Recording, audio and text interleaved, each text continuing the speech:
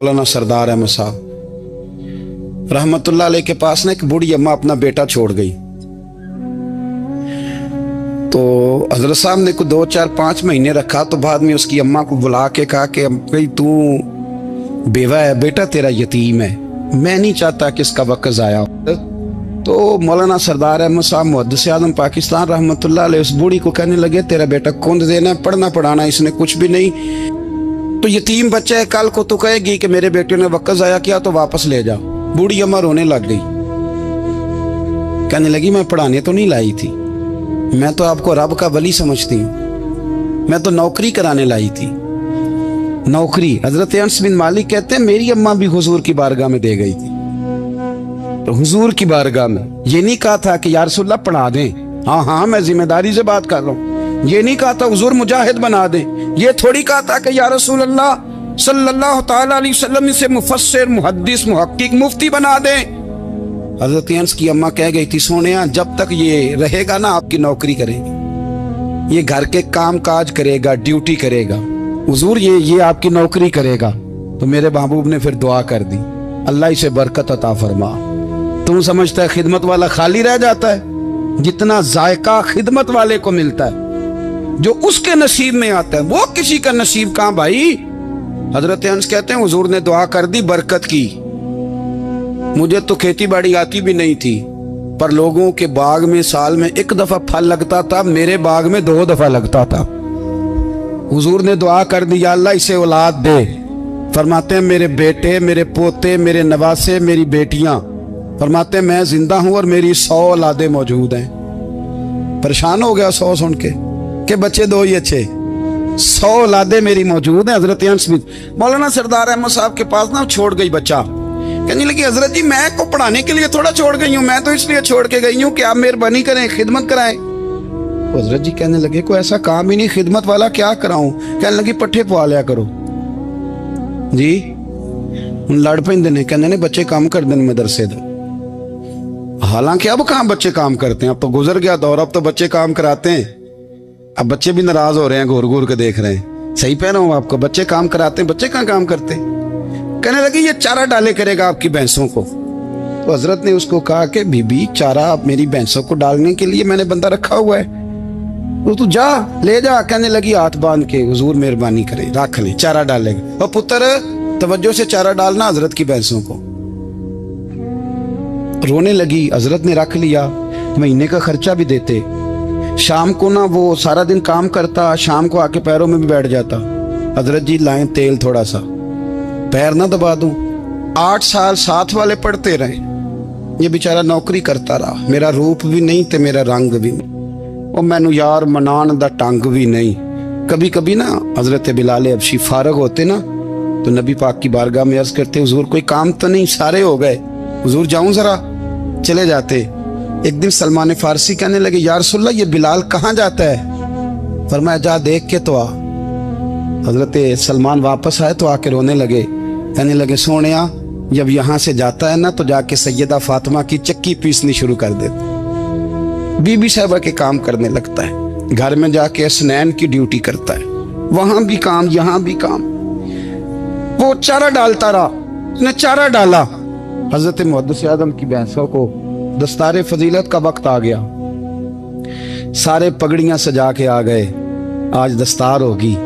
ये ना पीछे होके बैठ गया, चूंकि पढ़ा ही नहीं था तो दस्तार का है कि दस्तार तो उसकी जो पढ़ेगा, हमने तो पढ़ा ही नहीं, हमने तो यार पढ़ा, घर पढ़ा, ड्यूटी करी। हजरत मुहद्दिस आज़म रहमतुल्लाह अलैह के यहाँ जब ऐलान होने लगा ना कि अब दस्तार होगी, तो हजरत ने पहला ऐलान उसका फरमाया। तो मजान वाला बंदा कपड़े भी कदी कदी बदल देना, वो कहता है जिस हाल में भी था मैं पलट के देखने लगा कि पड़ा पड़ा है तो है, कोई शय नहीं, ये माजरा क्या है।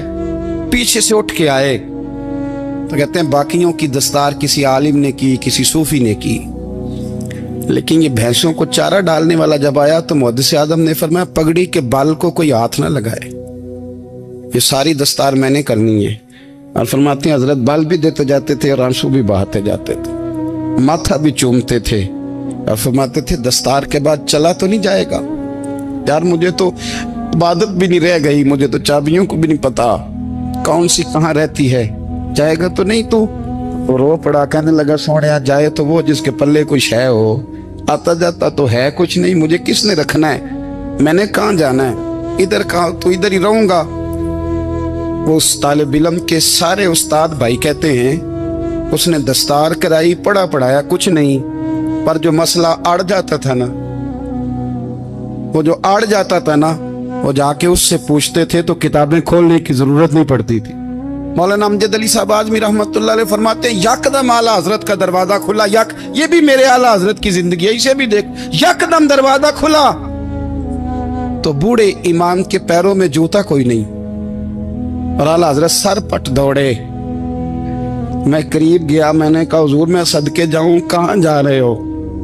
कहने लगे किसी ने बताया मेरा मुर्शद का बेटा रेलवे स्टेशन से गुजरने वाला है, अमजद अली देर न कर यार, कहीं शहजादा नाराज ना हो जाए, मेरे मुर्शद का बेटा, मेरे शेख का पोता, यार जरा जल्दी कर। कहते हैं आला हजरत दौड़े रेलवे स्टेशन पे, उन्हें अगर फतवे लिखने आते थे किल के रजा है खंजरे खूंखार बरकबार, तो वो ये भी कहा करते थे कैसे आकाओं का बंदा हूं रजा, बोल बाले मेरी सरकारों के। दौड़े गए रेलवे स्टेशन पे, और बूढ़े शेख सदरुल शरिया कहते हैं मैंने कहा हुजूर मैं ना चला जाऊं? कहने लगे ना पुत्र, मैंने बड़ा नमक खाया उस कर का, मैंने बड़ी नौकरी करी है, मेरी अपनी ड्यूटी है, तुम्हारी तो नहीं ना। मेरे शेख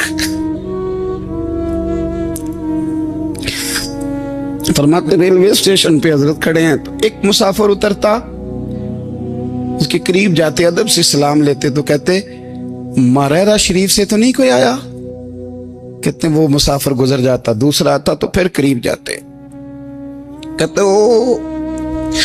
उसके आस्थाने से तो नहीं आए, उधर से तो नहीं कोई आया।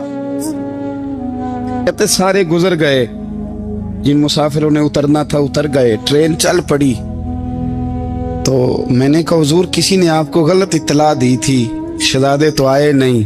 कहने लगे यार इत्तला गलत थी या ठीक थी, पर यहाँ तक आने का मजा बड़ा है, आप समझ सकते हैं। आला हजरत के दो बेटे हैं, हुज्जतुल इस्लाम मौलाना हामिद रजा खान साहब और मुफ्ती आज़म आलम इस्लाम, दोनों शहजादे इतने बड़े शहजादे थे कि दोनों अपने अपने वक्त के सबसे बड़े मुफ्ती हुए। ये भी तो मेरे आला हजरत है ना, इसको भी तो जरा समझो ना। खुशकी और फिर खुशकी और फिर खुशकी।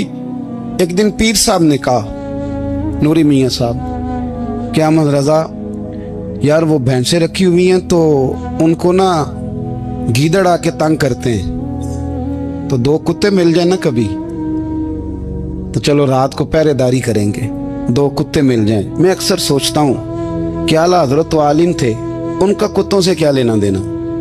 हजरत जी आपने कुत्तों की बात करनी थी तो किसी दुनियादार से करते, दो कुत्ते मिल जाएं तो जरा जानवरों की देखभाल करेंगे। फरमाया हुजूर सवेरे ही आ जाएंगे।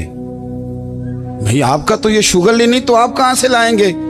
दिन चढ़ा तो दोनों बेटों के गले में रस्सियां डाली।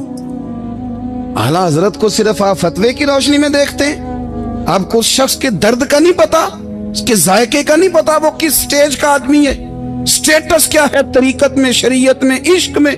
दोनों शहजादों के गलों में रस्सियां और पकड़ा हुआ है। तो नूरी मियाँ साहब कहते हैं मैं चारपाई पे बैठा था तो नीचे बिठाल दिए दोनों बच्चे, मैं उठ के खड़ा हो गया। मैंने कहा मौलाना ये क्या? कहने लगे हुजूर ड्यूटी भी करेंगे और रोटी भी नहीं मांगेंगे। जिन्हां तना विच इश्क न रचिया कुत्ते ना थी चंगे, मालक देकर राखी कर दे साबर भुखे नंगे। किधर गया ज़ौक़, किधर गया वो दर्द? और फिर जब बारी आई रसूलुल्लाह के प्यार की, जब बारी आई नबी पाक की मोहब्बत की, तो फिर फाजिल बरेलवी का कद अगर लिखने में कमाल है ना, तो महबूब के प्यार करने में भी कमाल। उन्होंने ना सारी जिंदगी यानी सारी जिंदगी ये कह के गुजार दी कि इश्क तेरे सदके जलने से छुटे सस्ते, जो आग बुझा देगी वो आग लगाई है। एक सैयद साहब थे, मकान बन रहा था आला हजरत का, तो सामने ना बिल्कुल लाइब्रेरी थी। तो جب مکان بن رہا ہوتا ہے تو تب سارے مستری مزدور اندر ہی ہوتے ہیں، تو سب کا آنا جانا تھا، سب لوگ آتے جاتے تھے بلا جھجک۔ تو وہ سید صاحب بھی ایک دن آ گئے، سامنے لائبریری میں ملے، پھر چلے گئے۔ کچھ دنوں کے بعد گھر مکمل ہو گیا، اب عورتیں بھی آ گئیں، تو شاہ جی کو پتہ نہیں تھا۔ وہ پرانا ہی ماحول سمجھ کے نا، مولانا ظفر الدین بہاری کہتے ہیں پرانا ہی ماحول سمجھ کے تو اندر آ گئے، اور جیسے ہی اندر داخل ہوئے سامنے گھر کی عورتیں دیکھی تو شاہ جی معذرت معذرت معذرت کرتے پریشان ہو گئے، اور پھر جب دوبارہ پلٹنے لگے تو اعلیٰ حضرت دوڑ کے گئے، ہاتھ چومے، کہنے لگے شاہ جی آپ کو تو پتہ نہیں تھا، اور آپ مہربانی کریں یہ معذرت والا لفظ واپس لیں، یہ میرے گھر کی عورتیں نہیں، یہ تو سیدوں کی باندیاں ہیں، یہ تو نوکرانیاں ہیں، تو آپ مہربانی کریں، یہ انداز آپ کا جو ہے یہ درست نہیں، آپ مہربانی فرمائیں اندر آئیں۔ اور پھر سارے خاندان کو لے کے پردے کے پیچھے کھڑا کیا اور کہنے لگے شاہ جی کو غلطی لگ گئی، انہوں نے ہم سے معذرت کی، اب ہم سارے مل کے ان سے معذرت کریں، اس لیے کہ یہ رسول اللہ کا خاندان۔ یار تھوڑا بہت دو چار لفظ جس بندے کو آ جائے نا، دو چار لفظ، میں ذاتی طور پہ نا آپ کو پتہ ہے میں تو نعت خانوں سے تو ہماری بنتی نہیں، بہت سارے نعت خان تو ہمیں ویسے ہی نہیں، میں کہتا ہوں نعت آنے دے جانے کا نام نہیں، نعت تو کلام کا نام ہے۔ کسی بزرگ کی بات پڑھو، کوئی مطلب اس میں کوئی ذوق ہو، کوئی درد ہو، یہ کیا بات ہوئی جو آج کل کام شروع ہے۔ لیکن آپ کو پتہ ہے ہم نعت خان کی بھی عزت کرتے ہیں، میں جس نعت خان سے نعت سنتا ہوں میں دل کی قلب کی گہرائی سے اس کا حیا کرتا ہوں، میں اکرام کرتا ہوں، اللہ جانا میں اعزاز دیتا ہوں، اس لیے کہ میں سمجھتا ہوں یہ جب بولتا ہے نا تو مجھے مدینے والے کی یاد آتی، یہ نبی کریم کی یاد دلاتا ہے، تو اس کا احساس ہے۔ اعلیٰ حضرت فاضل بریلوی رحمت اللہ تعالی علیہ نے نبی کریم سے محبت کی، اور حضور سید عالم صلی اللہ علیہ وسلم سے تعلق رکھنے والی ہر شے سے محبت کی، انہوں نے اپنے ذوق کو کبھی پھیکا نہیں پڑنے دیا، ساری زندگی رسول اللہ صلی اللہ علیہ وسلم کا پیار۔ تھوڑے دو چار لفظ میری طرح کسی شخص کو آ جائیں تو وہ ادب اداب کے دائروں سے نکل جاتا ہے، وہ ہر چیز کو کلو کال کے ذائقے میں رکھتا ہے، اس لیے ملا رومی فرمایا کرتے تھے سیٹھ آدمی ہونا جیب میں پیسے ہوں تو اس کا پیر کوئی نہیں ہوتا۔ اگر کوئی عہدہ مل جائے، بندہ کسی درجے پہ پہنچ جائے تو اس بندے کا بھی مرشد ہے، اور اگر چار لفظ پڑھ جائے تو اکثر میری طرح کے بندے خلیفے ہوتے ہیں، مرید نہیں ہوتے۔ ناراض تو نہیں ہو گئے آپ لوگ؟ میری طرح کے لوگ نا خلیفے ہوتے ہیں، بتاتے ہیں 14 جگہ کا خلیفہ ہوں تو سوال یہ ہے کہ غلام کس کا ہے؟ میری خلافتیں؟ او خدا کے بندے، غلامی اصل چیز ہے۔ اعلیٰ حضرت فاضل بریلوی رحمت اللہ تعالی علیہ نا لوگوں سے پوچھتے، جب کوئی مدینے سے آتا، مکے سے آتا، حج کر کے آتا تو پوچھتے مدینے گئے تھے؟ صدر الشریعہ رحمت اللہ علیہ فرماتے ہیں کسی نے کان میں آ کے کہا حضور وہ موچی حج کر کے آیا ہے، پکی بات ہے؟ حضور ہاں، فرمایا چلو چلیں۔ حضرت جی وہ لکھنا نہیں؟ تو میں آ کے دیکھتے ہیں۔ حضرت مہمان اوے آ کے دیکھتے ہیں، کہتے دوڑنے لگے، وہ جوتے گانٹ رہا تھا، جا کے پوچھا حج کر کے آئے ہو؟ کہا ہاں، مدینہ شریف گئے تھے۔ وہ جس بندے کے پاس لوگ تاریخیں لینے جائیں تو ٹائم نہ ملے، بھائی آج مدینے گئے تھے؟ کہنے لگا جی بڑا کرم کیا سرکار نے، میں تو 1.5 مہینہ رہ کے آیا ہوں۔ کہتے ہیں جبہ کہیں، پگڑی کہیں، قلم کہیں، شاگرد کہیں، مرید کہیں، اور اندر نہیں، حجرے کے اندر چھپ کے کسی کی تعظیم نہیں، چوک میں موچی جوتے گانٹنے والا دنیا دیکھ رہی ہے، اعلیٰ حضرت جھکے اور موچی کے پیر چومنے شروع کر دی، لوگ پکڑ دیں حضور یہ کیا، وہ بھی پیر، کہنے لگے پیچھے ہٹ جاؤ، یہ وہ قدم ہے جو میرے مصطفیٰ کریم کے در دولت سے ہو کے آئے، حرم کی زمین اور قدم رکھ کے چلنا، میرے سر کا موقع ہے ہو جانے والے، یہ ذائقہ، یہ درد۔ تو اعلیٰ حضرت نے نا ذوق والی زندگی گزاری، ادب والی زندگی گزاری، پریم والا وقت گزارا، عشق والا وقت گزارا۔ حضرت بلال حبشی کبھی سپاہ سالار بنے تھے کسی جنگ میں، کسی صوبے کے گورنر بنے ہوں؟ بولو تو صحیح یار، ان کا تعارف کیا تھا؟ نبی کریم کے غلام۔